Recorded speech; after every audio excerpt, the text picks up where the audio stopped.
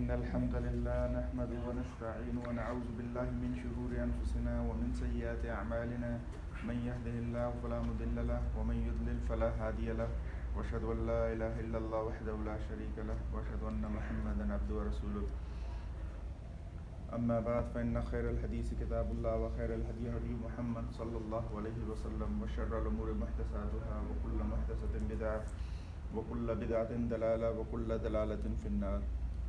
ہر قسم کی تعریفیں اللہ سبحانہ و تعالیٰ کے لیے ہیں جو مالک الملک ہیں، وحدہ لا شریک ہیں۔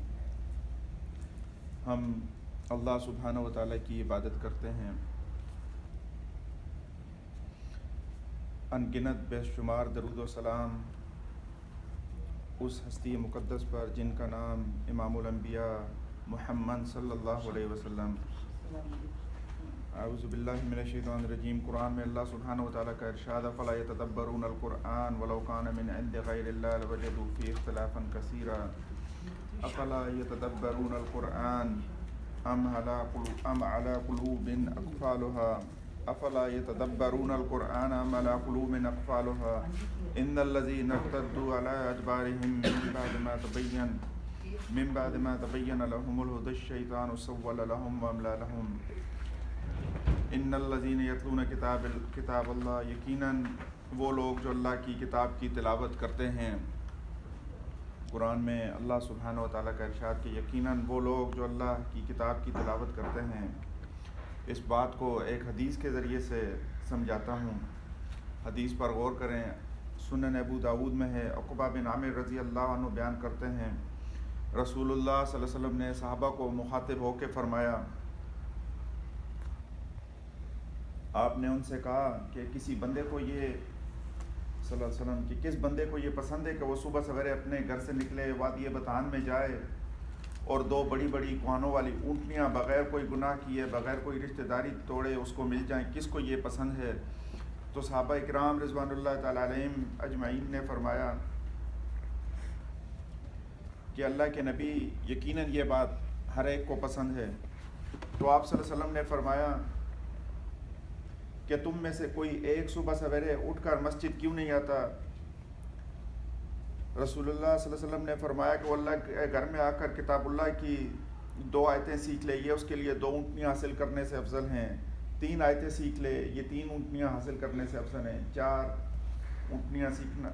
آیتیں سیکھنا 4 اونٹنیاں حاصل کرنے سے بہتر ہے۔ اسی طرح جتنی وہ قرآن کی آیتیں سیکھ لیتا ہے اتنی اونٹنیاں حاصل کرنے سے افضل ہے، بہتر ہے۔ بہتر کا کیا مطلب کہ اگر ہمیں اونٹنیاں مل جائیں بغیر کوئی گناہ کیے، بغیر کوئی رشتہ داری توڑے، مفت میں مل جائیں بغیر کسی کا نقصان کیے، تو یہ تو ہر بندہ پسند کرتا ہے۔ اس میں فائدے ہیں، دنیا اور آخرت ہم دونوں میں سے فائدہ اٹھا سکتے ہیں۔ دنیا کا فائدہ تو یہ ہے کہ ہم ان پر سواری کر سکتے ہیں، ان کو بیچ کر ان سے منافع حاصل کر سکتے ہیں، ان کو ذبح کر کے ان کا گوشت کھا سکتے ہیں۔ اور آخرت کا فائدہ اس طرح ہے کہ ان کو اللہ کی راہ میں صدقہ کر لیں تو اللہ کے ہاں آخرت میں ہمارے لیے اجر و ثواب کا باعث ہوں گی۔ یہ دنیا اور آخرت کا فائدہ ان میں۔ جس طرح اونٹنیاں دنیا اور آخرت کا فائدہ رکھتی ہیں، میرے بھائیو، یہی نبی صلی اللہ علیہ وسلم کے فرمان کا بھی مطلب ہے کہ جتنا فائدہ 2 اونٹنیاں حاصل کر کے ہم دنیا میں حاصل کر سکتے ہیں، اس سے زیادہ فائدہ ہم قسم اللہ کی کتاب اللہ کی 2 آیتیں سیکھ کر دنیا میں حاصل کر سکتے ہیں، اور جتنا فائدہ ہم 2 اونٹنیاں صدقہ کر کے آخرت میں حاصل کر سکتے ہیں، اس سے زیادہ فائدہ ہم کتاب اللہ کی 2 آیتیں سیکھ کر آخرت میں حاصل کر سکتے ہیں۔ دنیا میں بھی فائدہ اور آخرت میں بھی۔ بہتر کا مطلب یہ نہیں کہ صرف دنیا میں ہی اجر ملے گا، دنیا میں اور آخرت میں دونوں جگہ پہ فائدہ۔ دیکھیں صحابہ اکرام رضوان اللہ تعالیٰ علیہ مجمعین کو، انہوں نے یہی والی تجارت کی، ان کو 2 4 8 10 اونٹنیاں اس سے زیادہ فائدہ ملا کہ نہیں؟ ان کو خوشحالی دنیا میں بھی ملی، آزادی ملی، عزت ملی، کامیابی ملی، 65 لاکھ مربع میل میں خلافت ملی، حکومت ملی ان کو، اللہ نے جنت کا سرٹیفکیٹ دیا ان کو۔ رضی اللہ عنہم ورضوا عنہ، قرآن میں اللہ سبحانہ و تعالیٰ نے فرما دیا اللہ ان سے راضی، وہ اللہ سے راضی، جنتوں میں ہمیشہ ہمیشہ رہنے والے، وہ جس کے نیچے نہریں بہہ رہی ہیں اس میں وہ ہمیشہ رہیں گے، گارنٹی ملی ان کو، دنیا بھی بن گئی اور آخرت میں بن گئی۔ یہ والی تجارت کی تھی انہوں نے۔ اب ہم لوگ سوچیں، ہم کہیں گے کہ ہم بھی تو یہ تجارت کر رہے ہیں، قرآن تو ہم بھی پڑھ رہے ہیں، تلاوت تو ہم بھی کر رہے ہیں کتاب اللہ کی، ہر مسجد میں ہو رہی ہے، ہر گھر میں ہو رہی ہے، ہر فرد قرآن کی تلاوت کر رہا ہے، یہ تجارت تو ہم بھی کر رہے ہیں۔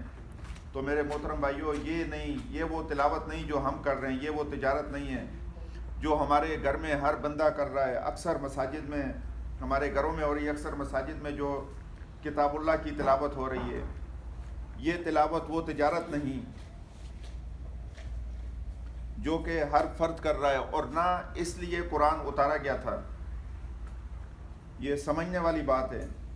یہ والی تلاوت نہ تجارت ہے، نہ اللہ سبحانہ و تعالیٰ نے قرآن کو آسمانوں سے اتارا ہے صرف اس لیے، اس تلاوت کے لیے۔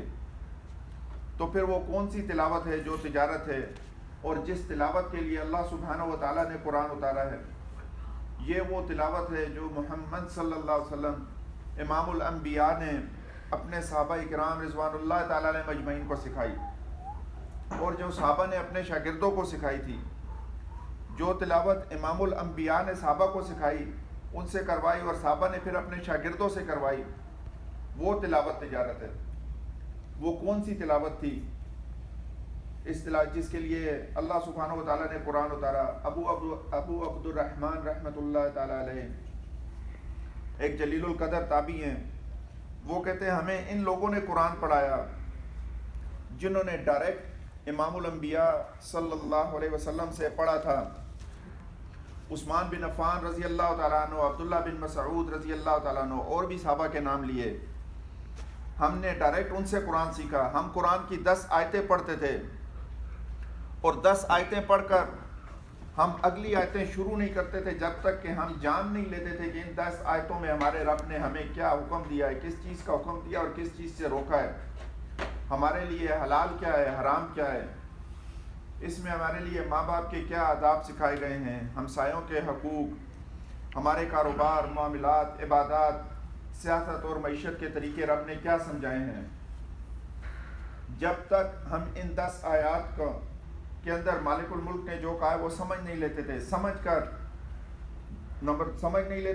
کر ان پر عمل نہیں کرتے تھے، تب تک ہم اگلی 10 آیتیں شروع نہیں کرتے تھے۔ پہلے لفظ سیکھتے تھے، پھر معنی، اور پھر اس پر عمل کرتے تھے۔ یہ 3 کام تھے، یہ کرتے تھے، پھر ہم اگلی 10 آیتیں سیکھتے تھے۔ اور قرآن اللہ سبحانہ و تعالیٰ نے اتارا بھی اس تلاوت کے لیے ہے۔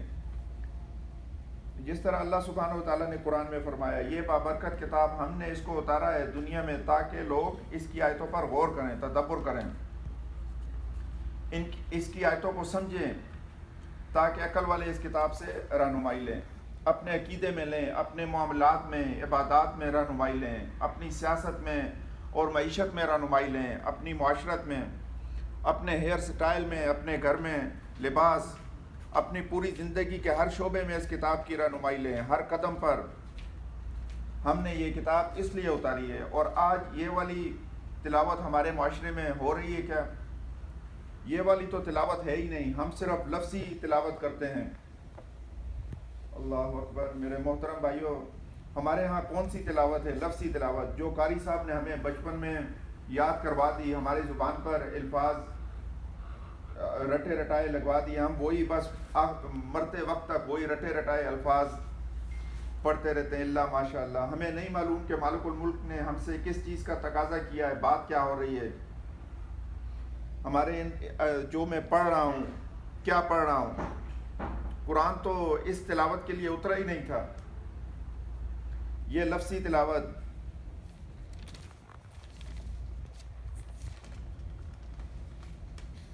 یا پھر ہمارے معاشرے میں اگر کسی کا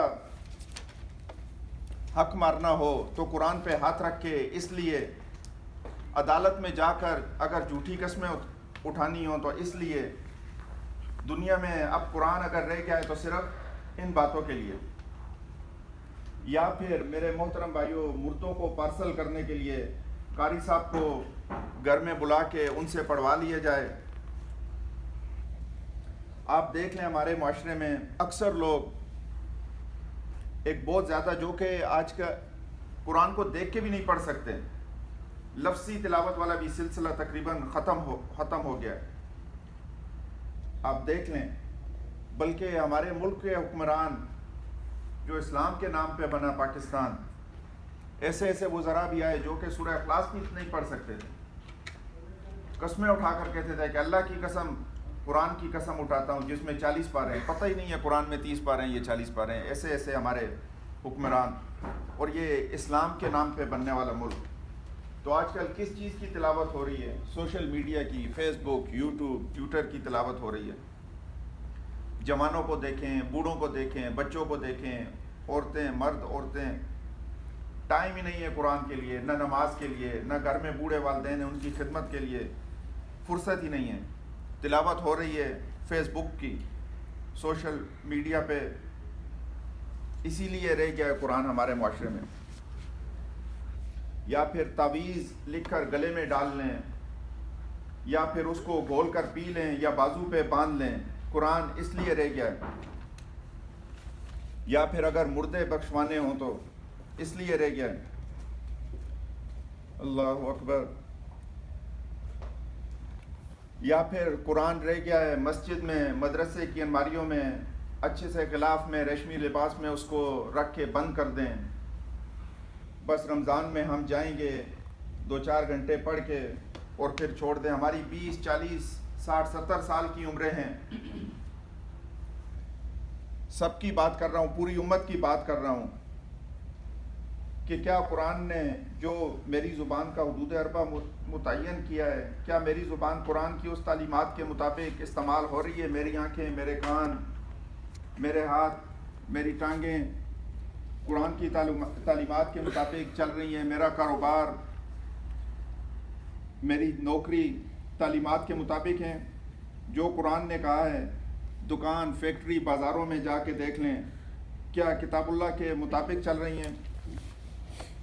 ابھی پچھلے ہی مہینے رمضان کا تقریباً 1 مہینہ ہوا گزرا، اس میں ہر بندے کی کوشش ہوتی ہے، ایک تو قرآن ہر بندہ ہی شروع سے آخر تک مکمل کرتا ہے، 2-2، 3-3 بھی مرد اور گھروں میں عورتیں بھی کرتی ہیں۔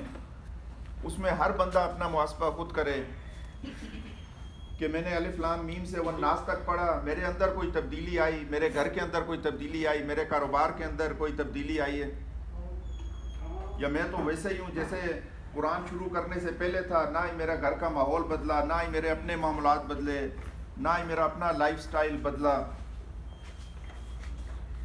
تو میرے محترم بھائیوں، اپنے ملک کا حال، تھانے کچہری کا، عدالتوں کا حال دیکھ لیں، کہیں پہ بھی ہماری زندگیوں میں قرآن نہیں ہے۔ اور پھر جو ہمارے معاملات ہیں دنیا میں، مسلمانوں کے جو حالات ہیں، یہ کسی سے بھی ڈھکے چھپے نہیں ہیں۔ نبی صلی اللہ علیہ وسلم کا یہ فرمان کہ قوموں کی عزت، عروج اور زوال جو ہے وہ صرف اور صرف قرآن کی وجہ سے ہے۔ جنہوں نے قرآن کو پکڑا دنیا میں ان کو عزت ملی، رضی اللہ عنہم ورضوان۔ آج ہم اپنی حالت دیکھ لیں، قرآن چھوڑ کے ہم کدھر کھڑے ہیں۔ تو یہ اس بات کا پکا ارادہ کر لیں، بھلے 1 صفحہ ہی ہو دن میں، صرف 1 صفحہ، انشاءاللہ تبدیلی آئے گی۔ ترجمے کے ساتھ پڑھیں، اپنی زندگیاں بدلیں گے۔ ہم خود بھی پڑھیں، گھر میں جو ہمارے خواتین ہیں وہ بھی، جو ہمارے دوست احباب ہیں ان تک بھی یہ بات پہنچائیں کہ قرآن کوئی بھی آسان ترجمہ لے لیں، 1 صفحہ، صرف 1 صفحہ ترجمے کے ساتھ پڑھیں۔ انشاءاللہ اسی طرح ہماری زندگیاں بدلیں گی۔ جو ہماری کمیاں کوتاہی ہو گئی ہیں ان پہ اللہ سبحانہ و تعالیٰ سے معافی مانگے کہ ہم سے یہ غلطی ہو گئی۔ اللہ سبحانہ و تعالیٰ ہمیں قرآن پڑھ کر اور اس پر عمل کرنے کی توفیق عطا فرمائے۔ اقول قولی ھذا واستغفر اللہ لی ولکم ولسائر المسلمین فاستغفروہ انہ ھو الغفور الرحیم۔